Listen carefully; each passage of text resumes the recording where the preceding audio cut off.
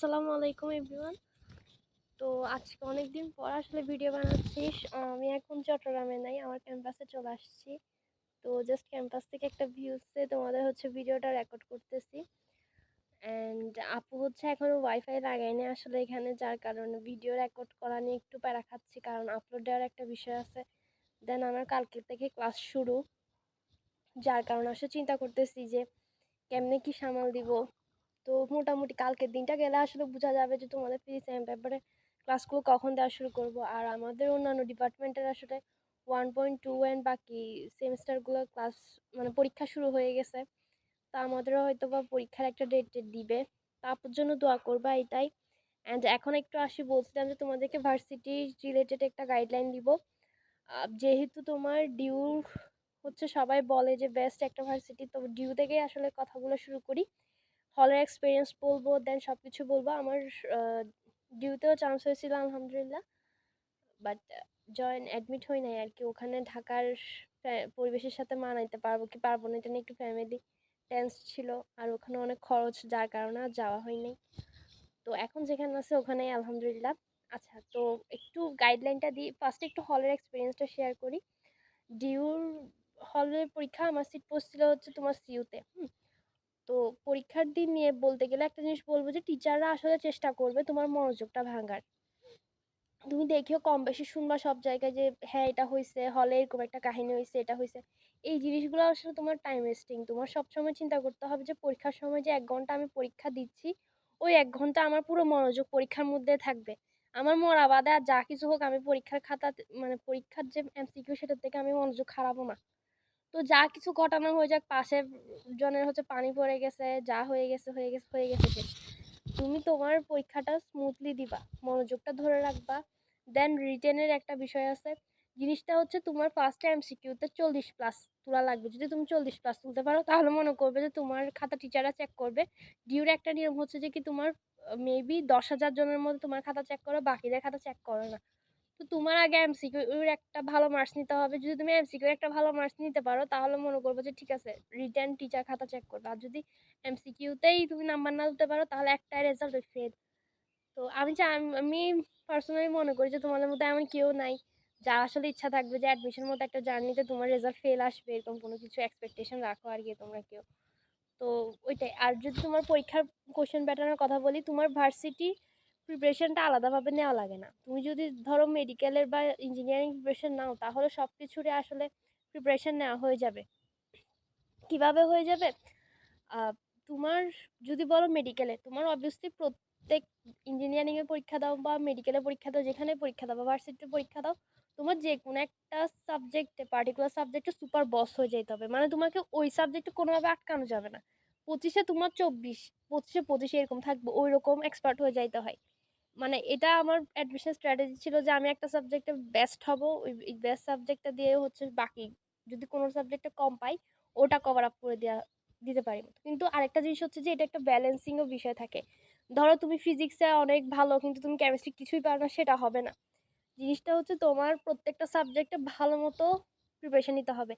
ধরো কোনো একটা পরীক্ষায় তুমি 100-তে 100 পাইছো, অন্য পরীক্ষায় ফেল করে বসে আছো, তাতে কিন্তু কিছু হয় না, আলটিমেটলি রেজাল্ট ফেলই আসে। তো সেই জায়গা থেকে বলবো যে কি, তোমার প্রত্যেকটা অধ্যায় মানে প্রত্যেকটা বিষয়ের উপর সমান গুরুত্ব দিতে হবে।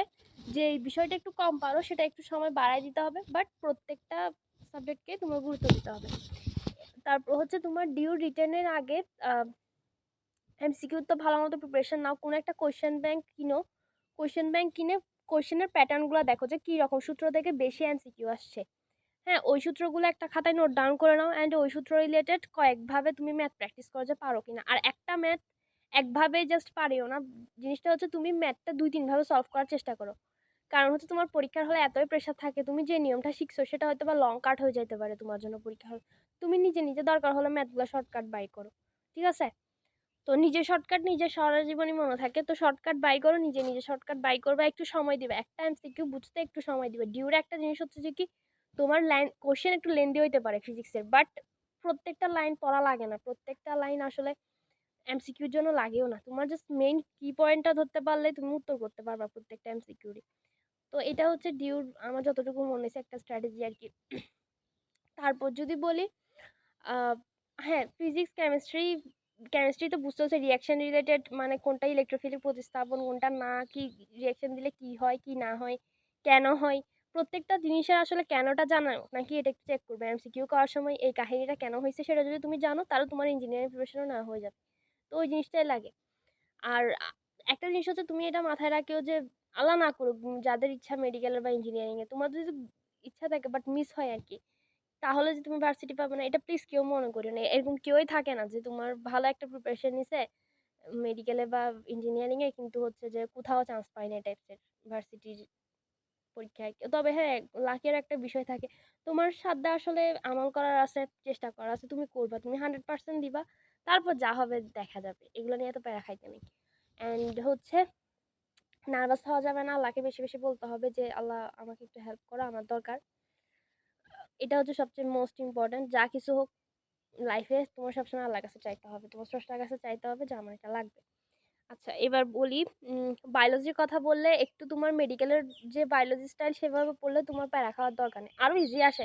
এখন তো তোমার মেডিকেলের যে প্রশ্নগুলো হয় আর কি বায়োলজির, ওগুলো একটু তোমার জানার চেষ্টা করো টিচাররা যে তুমি বেসিক পারো কি না, বা হচ্ছে তুমি কত শর্ট টাইমে জিনিসগুলো বুঝতে পারো, ভুল ধরতে পারো না। ও অত কঠিনও আসে না, কিন্তু ওই যে ধর দুই তিন বছর আগে মেডিকেলের যে কোয়েশ্চেন প্যাটার্ন ছিল হুবহু বইয়ের লাইন চলে আসতো, সেরকম হচ্ছে তোমার ডিউতে কোয়েশ্চেন করা কি একদম হুবহু বইয়ের লাইন চলে আসে, টাইপসের কোয়েশ্চেনই বেশি করে। আর যদি বলি কি আছে আর বাংলা ইংলিশ, আচ্ছা বাংলা বা ইংলিশ মেবি এরকম দাগালে তোমার কয়েকটা সাবজেক্ট মিস করার সম্ভাবনা থাকে। কিন্তু আমি বলবো যে কি এটা গুচ্ছর ক্ষেত্রে হয় যে কি তুমি সাবজেক্টের আগে মানে তোমার আগে চান্সটা নিশ্চিত করা হয়, কিন্তু ডিউর ক্ষেত্রে আমি বলবো যে এই জিনিসটা করিও না। ডিউর ক্ষেত্রে তুমি ম্যাথ আর হচ্ছে বায়োলজি দুইটাই দাগাও। কারণ আসলে একটা জায়গায় তুমি চিন্তা করো যে বেস্ট জায়গায় যখন আসো তুমি সবসময় বেস্টটা নিয়ে আগাতে চাও আর কি। কিন্তু গুচ্ছের ক্ষেত্রে ওই জিনিসটা হচ্ছে এরকম যে যা কিছু হোক আগে বাঁচা লাগবে। কিন্তু ডিউতে ওই জিনিসটা প্যারা নাই। ডিউতে তুমি যদি একদম প্রথমের দিকে সাবজেক্টগুলো নিয়ে পড়ো তাহলেই হচ্ছে আসলে কিছু একটা করা যায়। মানে যদি ধরো আমাদের চারপাশে যে পরিবেশটা সেখানে সবাই সবসময় টপ সাবজেক্ট জিনিসটাকে প্রাধান্য দিতে পছন্দ করে, তো সেই জায়গা থেকে বলবো তবে সাবজেক্টের প্যারা পরে, প্রথমে হচ্ছে যে কি চান্সটা আগে পাওয়া লাগবে। আচ্ছা এবার বলি হচ্ছে ফিজিক্সে তো বললামই যে কোশ্চেন ব্যাংকের যে এমসিকিউ গুলো থাকবে একটু ডিটেলসে বুঝবা কিরকম কোশ্চেন আসে না আসে। আমি চেষ্টা করব যে মাঝে মাঝে তোমাদেরকে এরকম একটু দেখাতে যে কিরকম আমি কিভাবে আমি মানে ডিউর কোশ্চেন গুলো সলভ করছিলাম, বাট এই বইগুলো আসলে চট্টগ্রামে এখন, তো এটা নিয়েও তোমাদের কনফার্মেশন করতে পারতেছি না। যাই হোক, আর ইংলিশ তো তোমার মেডিকেলের প্রিপারেশন নেওয়ার জন্য হয়ে যাচ্ছে, দেন ইঞ্জিনিয়ারিং এও লাগে। তো ওইটাই অ্যাপেক্সের বা হচ্ছে তোমার যেটা মাস্টার বুক থাকে ওইটার এমসিকিউ গুলো বুঝে বুঝে সলভ করবা। বারবার বলতেছি ইংলিশ টিংলিশ গুলো হচ্ছে আসলে মুখস্থ করা জিনিস না, মুখস্থ করা পার্ট কোনটা ভোকেবুলারিটা, ঠিক আছে? তো বাকি যেটা গ্রামার পার্ট ওটা বুঝার জায়গায় বুঝিও, মুখস্থ করার জায়গায় মুখস্থ করিও। এটাও আসলে অ্যাডমিশনে বুঝা লাগে কি মুখস্থ করতে হবে কি মুখস্থ করতে হবে না। টু দা পয়েন্ট পড়াশোনা কেমন করতে হবে, টু দা পয়েন্টে কি কি মিস দিতে হবে। হ্যাঁ, অ্যাডমিশন জার্নিটা হচ্ছে একদম টু দা পয়েন্ট পড়াশোনা। এখানে তোমার বিদ্যাসাগর হওয়ার কোনো চান্স নাই। পরীক্ষার হলে এমসিকিউ দাগায় আসবা, আল্লাহ নসিবে রাখলে পাইছো, নাইলে নেই, শেষ একদম। আর আমি একটা জিনিস বলবো যে কি তোমার কাছে একটা চান্স থাকে যে হ্যাঁ আমি কি অ্যাডমিশন প্রিপারেশন নিব নাকি নিব না। আমি পার্সোনালি বলবো এই জার্নিটা এতটা ফ্রাস্ট্রেটেড একটা জার্নি বা এতটা টাফ একটা জার্নি, এতটা মানে ডিসগাস্টিং বলতে পারো। এটার পরের সময়টা হয়তো সুন্দর, কিন্তু এই যে জার্নিটা যখন তুমি পরিশ্রম করা শুরু করো সময়টা খুবই জঘন্য হয়, খুবই জঘন্য হয়। তুমি নিজেকে শান্তি দিতে পারবে না যে আমি এত ঘন্টা পড়ালেখা করতেছি আমি মনে চান্স পাবো টাইপের কিছু। কারণ প্রতিটা মুহূর্তে তুমি ঘুমাবা মনে হবে যে অন্যজন পড়াশোনা করতেছে। খুবই খুবই প্যাথেটিক একটা টাইম। তো তুমি যদি এতটা টর্মা সহ্য করার মতো শক্তি নাও তাহলে তুমি অ্যাডমিশন জার্নিটার জন্য নামো, অ্যাডমিশনটা দাও। বাট অ্যাডমিশনটা দাও বলতেছি কেন, যখন তুমি একটা জিনিস দিচ্ছ, হ্যাঁ আমি যখন একটা পরীক্ষা দিব তখন যেন 100% দিয়েই পরীক্ষার হলে ঢুকি। কেউ এটা করিও না আচ্ছা ঠিক আছে আমার মেডিকেলের প্রিপারেশন নিচ্ছি আমি, তো ইঞ্জিনিয়ারিং আসবো না, ইঞ্জিনিয়ারিং এর পরীক্ষাটা হাবিজাবি করে দিব, ফর্ম তুলে ফেলছি, এরকম মেন্টালিটি রাখিও না কোনো সময়। তুমি একটা পরীক্ষার মানে ফর্ম ফিল আপ করছো, দ্যাট মিনস তুমি অলরেডি তোমার টাকাটা ইনভেস্ট করে ফেলছো, 1000 টাকা বা 1500 টাকা, আসা যাওয়ার একটা গাড়ি ভাড়া আছে, অ্যাটলিস্ট ওই জিনিসটা যেন উসুল হয় সেভাবে পরীক্ষা দিয়ে আসো। ওই মেন্টালিটি রাখিও না যে আমি মেডিকেলে চান্স পাই গেছি, তাহলে তাহলে হচ্ছে যে আর বুয়েটে যদি এরকম ইয়া থাকে যে না আমার সব জায়গায় চান্স পাই যাবে, তাহলে এটা খুবই ফালতু ডিসিশন ছিল আর কি, যে তুমি মেডিকেল চান্স পেয়ে যাওয়ার পর আর দুই তিন জায়গায় পরীক্ষা দেওয়া। আর যদি এটা হয় যে না আমার মেডিকেল ইচ্ছা ছিল না, বাট এমনি পরীক্ষা দিছি কিন্তু ইঞ্জিনিয়ারিং ইচ্ছা, দ্যাট তো তোমার ইচ্ছা, তোমার লাইফ, তুমি যা ইচ্ছা তাই করতে পারো। তো এগুলো প্যারা না। আচ্ছা, ঢাবিরটা তো গেল। আর রিটেনেরটা হচ্ছে একটু একটু লেখালেখি প্র্যাকটিস করতে হবে। হ্যাঁ, বেশি পরিমাণে লেখালেখি প্র্যাকটিস আর ছোট ছোট জায়গায় লেখার চেষ্টা করবা, 2-3 লাইনের মধ্যে। অ্যান্ড রাফ জিনিসটা মাথার মধ্যে করার চেষ্টা করবা। পরীক্ষার হলে বেঞ্চ যেগুলো আছে, বেঞ্চে প্রয়োজন হলে লেখালেখি করা শুরু করে দিবে রাফ করার জন্য। আর হচ্ছে একটু ছোট ছোট করে লেখার অভ্যাস করবা, বেশি বড় না, হালকা ছোট ছোট করে লেখার অভ্যাস করবা। নইলে হচ্ছে তোমার রিটেনে একটু ঝামেলা হতে পারে, কারণ রিটেনে তোমার কোয়েশ্চেনগুলো যথেষ্ট পরিমাণে লেন্দি আর বেসিক বেস দেয়। হয় যে কি তোমার কাটাকাটিও করা লাগতে পারে, এরকমও ম্যাথ। হ্যাঁ, কিন্তু আমি আমার মার্কস থেকে একটা জিনিসই বলবো, ওনারা আসলে তোমার ম্যাথসের ক্ষেত্রে হুবহু এরকম দেখে না যে তোমার ম্যাথের উত্তর মিউজিক নেই, এটা দেখে যে তুমি ম্যাথটা করতে জানো কিনা, ম্যাথটা করার প্রসিডিউর বুঝো কিনা, হয়তো 1-2 হইলেও দেয়।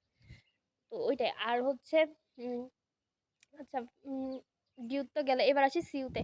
সিইউ পরীক্ষার আমাদের সময়, এখন তোমার 4টা ব্যাচের একসাথে পরীক্ষা হয়, কিন্তু আমার সময় হয়তো কি মর্নিং শিফট, মানে সকালে 2টা ব্যাচ পরীক্ষা দিত, বিকালে 2টা ব্যাচ পরীক্ষা দিত, 4টা আলাদা আলাদা কোশ্চেন। বাট তাও আমি আমার জার্নিটা থেকে কিছু জিনিস বলি। সিইউতে একটা জিনিস থাকে হচ্ছে, পরীক্ষার আগে 1 ঘন্টা তোমাকে দাঁড় করে রাখে। এটা আসলে কি হয় যেন, রোদের মধ্যে, মানে হয় না, আমাদের যখন ভার্সিটি লাইফটা শুরু হয় আসলে এখানে প্রচুর প্রেশার থাকে। তোমার সময় নাই সিদ্ধান্ত নেওয়ার যে আমি আজকে এখানে যাব নাকি ওইখানে যাব। তো সেই জায়গা থেকে বলবো এটা জাস্ট একটা তোমার মেন্টালি প্রেশার টেস্ট, যে তুমি এত ঘন্টা 1 ঘন্টার মধ্যে তুমি রোদের মধ্যে দাঁড়ায় থাকলেও কি তুমি পরীক্ষা দেওয়ার মতো স্টেবল থাকো কিনা। তো এটাই বলবো, এটা মেন্টালি প্রিপারেশন নিয়ে যাবা, যে সিইউতে তুমি 1-1.5 ঘন্টা হয়তো পরীক্ষা শুরু হওয়ার আগে দাঁড়ায় থাকতে হয়, থাকবে, সমস্যা নেই। একটা সিট পাওয়া, একটা চান্স পাওয়ার জন্য কি তুমি এতটুকু কষ্ট করতে পারবা না? তো এটা এটা আর হচ্ছে যে কি এমসিকিউ সিউর, আমার মনে হয় পার্সোনালি, যদি তোমার অ্যাডমিশনের কোনো পরীক্ষা কোয়েশ্চেন সবচেয়ে সোজা সেটা হচ্ছে সিউর। আমি সিউ পরীক্ষা দেওয়ার মানে দিয়ে হল থেকে বাইরে আমার বাসায় বলছিলাম যে সিউতে চান্স না পাইলে কোথাও চান্স পাবো না। সিউতে চান্স হয়ে গেছিল আলহামদুলিল্লাহ। তো এটা বলবো। আর খুব ইজি কোয়েশ্চেন হয়, বাচ্চাদের কোয়েশ্চেন, মানে তুমি যখন ইন্টারে ফার্স্ট ইয়ারে ওঠো তখন যেরকম ছোট ছোট কোয়েশ্চেন দেয়, ওইগুলাই, কোনটা ইলেকট্রোফাইল, কোনটা নিউট্রোফাইল, এগুলাই। এইখানে কোনো কঠিন কোয়েশ্চেন হয় না, তোমার ফিজিক্সেও হয় না, কেমিস্ট্রিতেও হয় না। ও তারপর হচ্ছে 100 এর ওটা তোমার ক্যালকুলেটর নিতে দেয়, ক্যালকুলেটর কোনো দরকারও লাগে না, তাও তুমি নিতে পারো। ফিজিক্সে মেবি 2-1টা ম্যাথ দেয়, বাট সিইউ হচ্ছে একদম চট্টগ্রামের মানুষের যেমন ভালো বলে, সিইউ কোয়েশ্চেনও তেমন এত সুন্দর সুন্দর হয় আর ইজি ইজি কোয়েশ্চেন হয়। তো ধরে রাখো যে ছবি ইনশাল্লাহ হয়ে যাবে। তো আর হচ্ছে এক্সাম টাইমে প্রেশার নেওয়ার চেষ্টা করবে না, ঠিক আছে? নার্ভাস হওয়া যাবে না, মাথা ঠান্ডা রেখে পরীক্ষা দিতে হবে। পরীক্ষার হলে 1 ঘন্টা যেন আল্লাহ তোমার নসিবে লিখে রাখে, এটাই সবসময় আসলে দরকার। তুমি দেখবে যে পরীক্ষা দেওয়ার পর মনে হবে আর এটাও পারতাম ওইটাও পারতাম। এইসব আসলে পরীক্ষার পর সবারই লাগে, কিন্তু পরীক্ষার মধ্যে যে মাথা ঠান্ডা রাখা সেটাই আসলে দরকার। তো চবির হচ্ছে এটাই। আর ওখানে ফিজিক্স কোয়েশ্চেন অনেক সোজা হয়, কেমিস্ট্রি একদমই সোজা। তুমি যদি ডিউর জন্য ভালো প্রিপারেশন নাও, সিউ এটা কোনো ব্যাপারই না। ইভেন তুমি ম্যাথও অনেক ইজি হয়।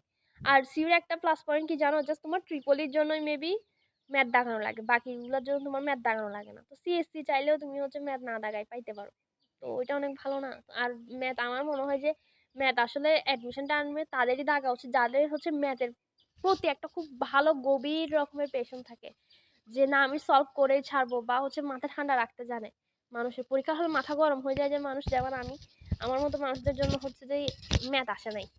আমার মাঝে মধ্যে লাগে যে আমাদের ম্যাথ আসে না, যদিও আমি ইঞ্জিনিয়ারিং স্টুডেন্ট, ম্যাথে 95% এরকম আসছিল, কিন্তু তবুও আমার লাগে আর কি আমার জন্য ম্যাথ আসে না। মাথা গরম করা যাবে না, ঠান্ডা মাথায় পরীক্ষা দিতে হবে। ম্যাথটা চেষ্টা করিও স্কিপ করার, ইংলিশ আর হচ্ছে যে বাংলা এগুলা দিয়ে কভার করে দিবা। আর হ্যাঁ হচ্ছে সিউর বাংলা ইংলিশ নিয়ে একটু বলি।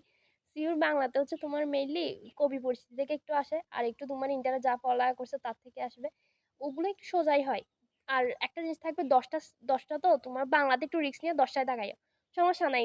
যদি তুমি নেগেটিভ গেলে যাক, কথা হচ্ছে তোমার আগে 5 মার্ক লাগবে সিউতে, তোমার বাংলা আর ইংলিশে 3 আর 4 লাগবে। তো তুমি 10টার মধ্যে কি তোমার 3টাও হবে না? বলো, তুমি আন্দাজ যা দাগায় দাও না, সমস্যা নাই তো। দরকার হলে বাকি সাবজেক্টের নাম্বার একটু নেগেটিভ গেলে গেল আর কি, কিন্তু তোমার 3 আর 4 তো নিশ্চিত করতে হবে। তো মানে ইংলিশে 15টায় দাগায় আসবা, বাংলায় 3টে, 10টা দাগায় দিয়ে আসবা। এত কিছু চিন্তা করার দরকার নেই, হইলে হয়েছে নাইলে নেই। কিন্তু ওইটা আর কি, যে তুমি ফেল টেল করিও না বাজে, এই হচ্ছে কথা।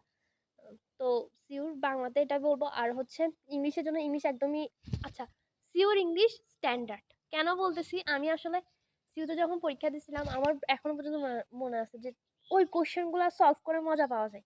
কেন? এগুলো তুমি কোথাও কমন পাবা না। সিইউর যেটা ইংলিশ সেটা কখনো কমন পাওয়া যায় আর সিইউর ইংলিশ ডিপার্টমেন্টটা প্রচুর রিচ একটা ডিপার্টমেন্ট। যদিও এখানে একটু সেশন জট আছে আমি শুনছিলাম, কিন্তু ওদের যে ইংলিশ জিনিসটা যে এতটা এক্সপ্লোর করছে ওরা, যেটা ওদের পরীক্ষা হলে কোশ্চেন দেখলে বোঝা যায়। মানে তুমি কোনো কমন পাবা না, তুমি জাস্ট থিওরি যদি তুমি বুঝো, তুমি যদি ইংলিশের গ্রামাটিক্যাল ভালো মতো পারো তাহলেই তুমি ওইগুলো সলভ করতে পারবা। তো সিওর ইংলিশটা একটু কঠিন হয় আর কি, আমার যতটুকু মনে হচ্ছে ইংলিশটাই কঠিন হয়, আর কোনো কিছু কঠিন হয় না। তো ইংলিশটা একটু ভালো মতো পড়বা। অনেকে টোফেল বইটা পড়ে, পড়লে পড়তে পারো, দরকার নেই, আমি পড়ি নাই।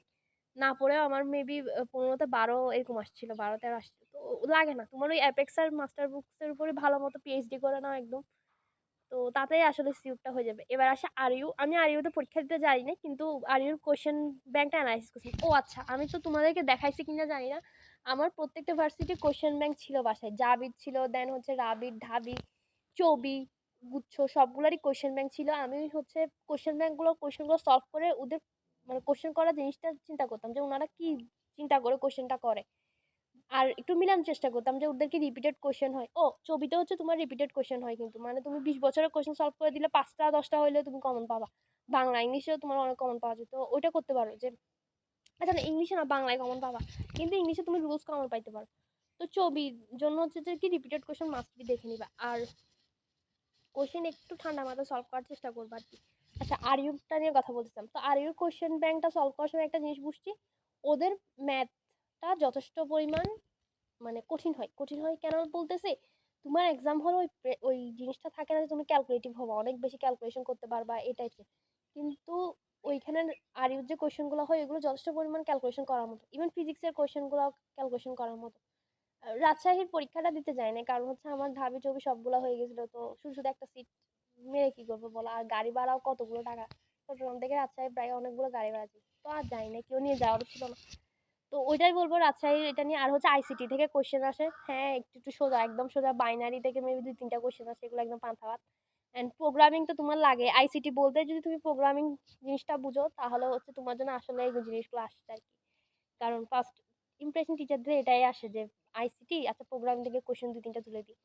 তো বাইনারি প্রোগ্রামিং এইচটিএমএল এগুলোর উপর একটু ভালো মতো পড়াশোনা করা থাকলে তোমার আর ইউর আইসিটিটা নিয়ে প্যারা খাইতে হবে না। আর ফিজিক্সে ওরা যথেষ্ট পরিমাণে লেন্দি হচ্ছে তোমার কোশ্চেন দেয়, হ্যাঁ ইভেন ক্যালকুলেশনও অনেক বেশি কঠিন থাকে, যেটা আমি কোশ্চেন দেখে মানে সলভ করতাম, প্রচুর পরিমাণে সময় দেওয়া হতো। আর হ্যাঁ রাজশাহীর যদি তুমি কোশ্চেনগুলো সলভ করো আর কি ক্যালকুলেশনের ওইগুলো করলে তোমার ব্রেন অনেক বুঝছো মানে কি বলতাম ক্রিটিক্যাল থিঙ্কিং পাওয়ারটা বাড়বে, কারণ ওরা আসলে অনেক চিন্তা করার মতো কোশ্চেন দেয়।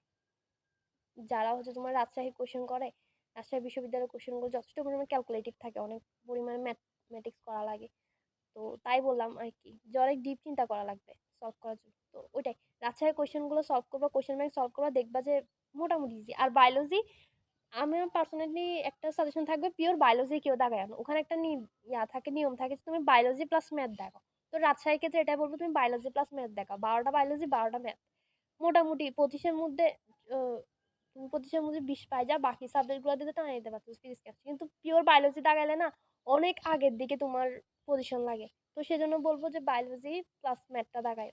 আর ম্যাথ একটু কঠিন হয় রাজশাহী, ওটা তো বললামই। আচ্ছা রাজশাহী গেল, আর কি আছে জাহাঙ্গীর, আচ্ছা জাহাঙ্গীর ইউনিভার্সিটিতে পরীক্ষা ফর্ম আমি তুলি নাই, কারণ হচ্ছে যে আমার বাসা থেকে অ্যালাউ করে নাই, ওরা জাস্ট বলছিল যে দরকার হলে পড়ালেখাই করিও না, তাও হচ্ছে জাহাঙ্গীরে পরীক্ষা দিও না।